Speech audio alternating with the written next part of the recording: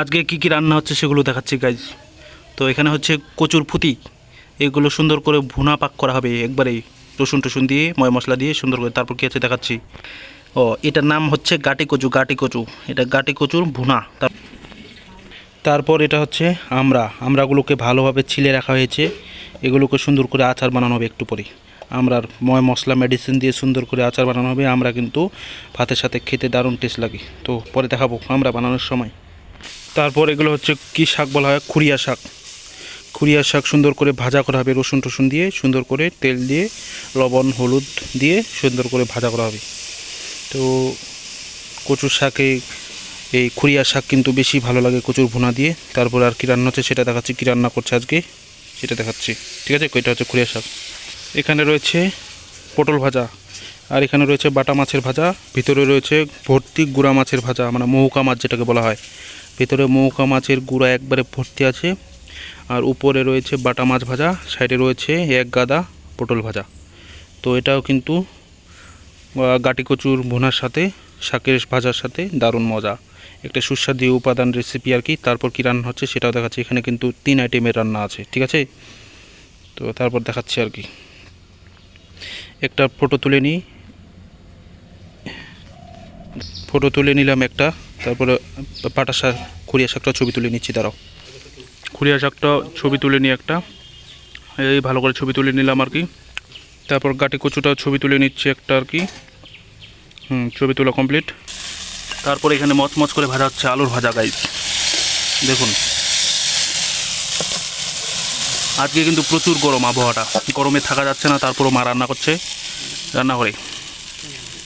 হ্যাঁ, ঘেমে গেছে কিন্তু দেখাচ্ছি না, প্রচুর গরম। এটা হচ্ছে আলুর ভাজা, মানে আলু ছাড়া জীবন অসম্পূর্ণ। আলুর ভাজা না হলে ভাত ঢোকে না, যতই মাছ মাংস থাকুক। আলু প্রিয় মানুষ, আলু ভাজা আর কি বিশেষ করি, ঠিক আছে। তো এই হচ্ছে নাড়ে তখন তো মতো হচ্ছে দেখাচ্ছি, নাড়ে দেখো না। এই হচ্ছে আলুর ভাজা হচ্ছে, ছেড়ে দিলা। একটা ফটো নিয়ে নিচ্ছি, এই যে আলুর ভাজার ফটো নিয়ে নিলাম, ঠিক আছে গাইজ। এই দূর থেকে দেখাচ্ছি, প্রপার জাল যেটাকে বলা হয় সেটা দিয়ে হচ্ছে আলুর ভাজা, একবারে ঘরোয়া পদ্ধতি, গ্রাম্য পরিবেশে আজকের রান্নাবান্না, ঠিক আছে। ভিডিওটা বেশি লেন্দি হয়ে যাচ্ছে, বড় হয়ে যাচ্ছে, আমি বেশি বড় করবো না। এরপর আপনাদের স্পেশাল পেঁপে দেখাবো। পেঁপে 30 টাকা দিয়ে কেনা চারা গাছে ভালো পেঁপে ধরেছে, সেটা দেখাচ্ছি আপনাদের, চলুন। তো এখানে আলু ভাজাটা হোক। এর নাম দিয়েছি আমি হচ্ছে প্রশান্ত, ঠিক আছে। এ আমার কথা কম শোনে, এর নাম দিয়েছে আমি সুকান্ত। দেখুন খালি আমার কাছে আসার জন্য ছটপট করছে, দেখুন।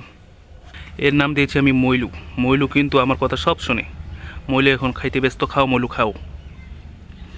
মইলু ভালো করে খাচ্ছে মাকাইয়ের গুঁড়া। এই হচ্ছে আমার পেঁপে গাছ, পেঁপে ধরেছে, ঠিক আছে বন্ধুগণ। পেঁপেটা আমি গাছটা 30 টাকাতে কিনে এনেছিলাম, এখন দেখুন গাছটা দেখতে দেখতে অনেক বড় হয়ে গেছে। আর হচ্ছে উপরেও হচ্ছে পেঁপে আছে, ওগুলো বড় হচ্ছে, নিচেরগুলো বড় হয়ে গেছে পেঁপে। তো কি দিলে আরও ভালো ফলন হবে বা স্বাস্থ্যকর পেঁপে হবে, একটু আপনারা যারা অভিজ্ঞ আছেন তারা জানাতে পারেন আমাকে, ঠিক আছে। এই হচ্ছে পেঁপে গাছটা সম্পূর্ণটা দেখালাম কিন্তু আপনাদের। 30 টাকা দামের চারা, অনেকগুলো লাগিয়েছিলাম, টিকেনি, এটা টিকেছে শুধুমাত্র